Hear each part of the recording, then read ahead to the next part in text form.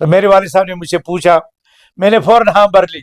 تو مجھے لگتا ہے کہ یہ ٹرننگ پوائنٹ تھا میری زندگی میں، اور یہیں سے کامیابیوں کا وہ سفر شروع ہوا کہ جہاں اللہ کے فضل سے آج تک پیچھے مڑ کر دیکھنے کا موقع نہیں ملا. مدینہ کا کیا کہنا، مدینہ کی پر رونق فضائیں، مدینہ کا روحانی ماحول. لیکن جب والد صاحب نے اللہ پر توکل کر کے مجھے الکلیۃ السلفیہ بھیجا تو اپنے خاندان کے بہت سے افراد اور مختلف تعلیمی ماہرین کا والد صاحب کو بہت سننا پڑا کہ بھائی اس میں کون سا مستقبل ہے.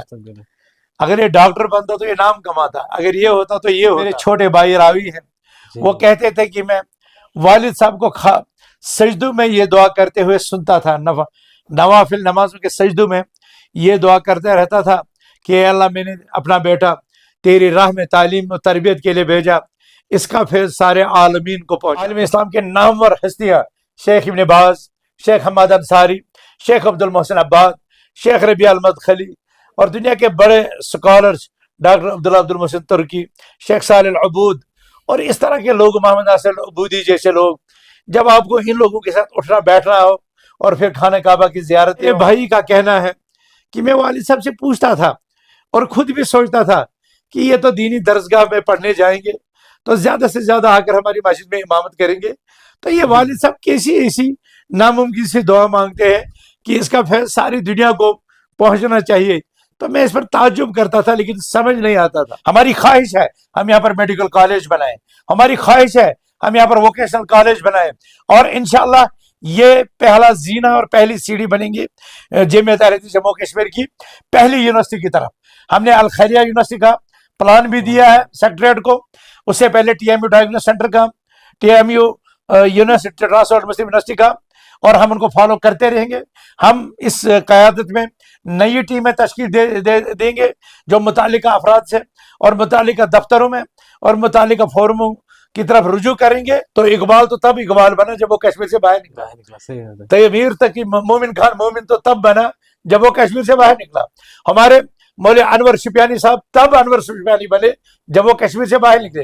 ہمارے احمداللہ بالی صاحب تب بنے جب وہ کشمیر سے باہر نکلے. اور ہمیں امید ہے اپنے مولا پر، اپنے رب پر، اور اپنے اہل خیر جماعت کے باغیرت اور باہمیت افراد کے حوصلوں اور ان کے عزائم اور ان کی چاہت. ہماری تمنائیں ہیں، ہمارے آرزویں ہیں، ہمارے خواب ہیں، ہماری چاہتیں ہیں، ہماری کوشش ہے اور ہماری منصوبہ بندی ہے کہ علامہ محمد نور الدین کا یہ خواب شرمندہ تکمیل، ہمارے اسلاف کا دیکھا ہوا یہ خواب پائے تکمیل کو پہنچے. اور میں آپ سے کہنا چاہتا ہوں کہ یونیورسٹی تو بہت بڑی بات ہے، تو میں چاہتا ہوں کہ ہمارے قوم کے بھی بہت سے طلباء نہ صرف سعودی عرب بلکہ ازہر بلکہ گلف کی دوسرے کنٹری میں، یورپ میں، مشرق وسطیٰ کے دوسرے یونیورسٹی میں تعلیم کے لیے، اعلیٰ تعلیم کے لیے جائے، کہ جتنے یہ بچے سفر کریں گے، دنیا دیکھیں گے، ان کا ویژن کھلے گا، کامیابیوں کا افق وسیع ہوگا. قرآن بھی کہتا ہے نا فَلَوْلَا نَفَرَ مِنْ كُلِّ فِرْقَةٍ مِّنْهُمْ طَائِفَةٌ لِيَتَفَقَّهُوا فِي الدِّينِ وَلْيُنذِرُوا قَوْمَهُمْ إِذَا رَجَعُوا إِلَيْهِمْ لَعَلَّهُمْ يَحْذَرُونَ.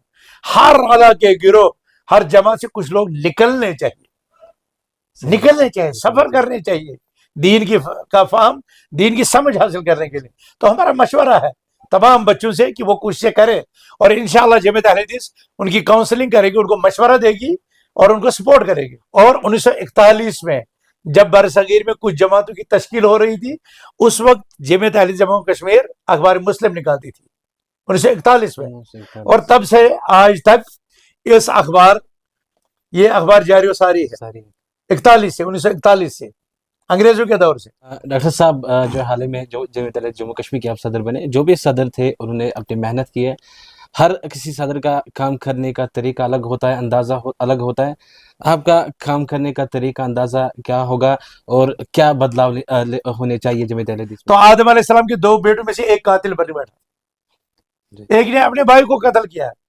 اسباب کچھ بھی ہوں لیکن قتل تو ہوا، اور جن اسباب نے اس قتل کی کا راستہ ہموار کیا وہ حسد اور تکبر تھا. ہمارا خواب رہے گا کہ ہم ڈیجیٹل جمعیت بنائیں، ہمارا ہر چیز آن لائن ہو، ہمارا شعبہ تعلیم، ہمارے شعبہ تبلیغ، ہمارا رفاقی شعبہ، ہمارا طبی شعبہ، ہمارے سوشل ویلفیئر، ہمارا اسلامی مشن، یہ سارا جو ہے آن لائن رہے، لوگ ہمیں آن لائن ہمارے ساتھ جڑے رہے. لیکن افسوس اس لذت پر جو لذت آپ کے جسم اور جان کو 5 منٹ کا سکون اور لذت تو دے، لیکن ہمیشہ کی ذلت اور ہمیشہ کا عذاب وہی مقدر کرتی ہے، اور وہ سختی جو آپ کچھ منٹوں میں یہاں برداشت کرتے ہیں، لیکن اسی سخت کے بعد وہ آسانی ہے آپ کے لیے، فَسَنُيَسِّرُهُ لِلْيُسْرَىٰ۔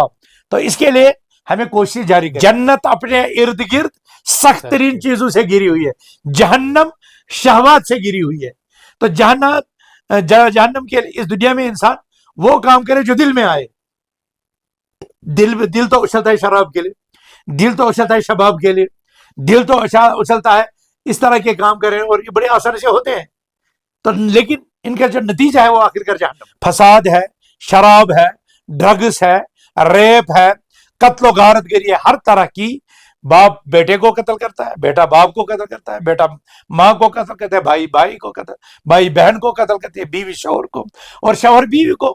یہ تو ظلم ہے، یہ ظلم ہے، اور یہ ظلم انہی امراض کی وجہ سے جو شیطان ہم میں چھوڑ گیا ہے۔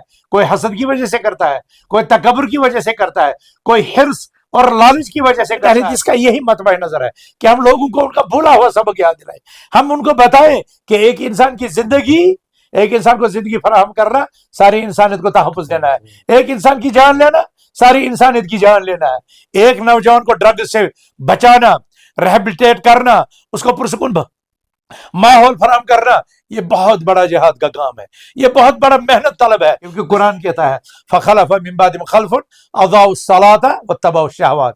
پھر ان میں سے جو ناخلف آ گئے پیچھے، جنہیں نماز بھی ضائع کر دی اور شہوتوں کے دلدل میں بھی پھنس گئے۔ شہوتوں کے دلدل میں وہی پھنسے گا جو نماز چھوڑے گا۔ وما كان ربك ليهلك القرى بالظلم واهلها غافلون۔ تمہارا رب اس بستی کو ان کے گناہوں کی وجہ سے ہلاکت میں تب تک نہیں ڈالے گا جب تک اس معاشرے میں اصلاح کرنے والے موجود ہوں۔ اگر تباہی نہیں آئی تو اس کا مطلب ہے اصلاح والوں کی کوششیں ہیں۔ اگر اصلاح والوں کی کوششیں بھی ختم ہو جائے، پھر کوئی طاقت ہمیں تباہ ہونے سے اور غضب اور عذاب الہی کا شکار ہونے سے نہیں بچا سکتے۔ لیکن ہم دیکھتے ہیں کہ گھروں میں ہم نے سیٹلائٹ لگا لیا ہوتا ہے، کیبل لگا لی ہوتی ہے، اور بچوں کے جیبوں میں انٹرنیٹ ہے جو دن اور رات فواہش کے دروازے کھلے رکھا ہے، اور اس کے برخلاف قرآن 5 منٹ پڑھیں گے، نماز 10 منٹ میں ادا کریں گے۔